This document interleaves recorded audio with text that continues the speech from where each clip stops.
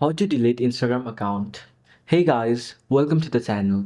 So, if you want to delete your Instagram account, what you're simply going to do is first open Instagram on your device.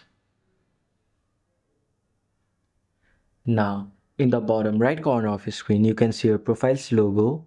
Click on it. And then in the top right, you'll see the three bar option. Go there. Now it'll take you to this page where there are many options. Just go to the top of the page and go to the option which says Account Center. Now scroll a bit down and in Account Settings, you can see an option which says Personal Details. Click on it. And then go to the option which says Account Ownership and Control, which is over here.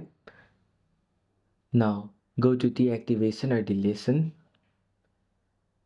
And then choose the account you want to delete.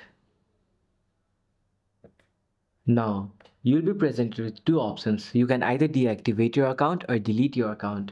So, after going to delete account, you have to go to continue and then your Instagram account will be deleted.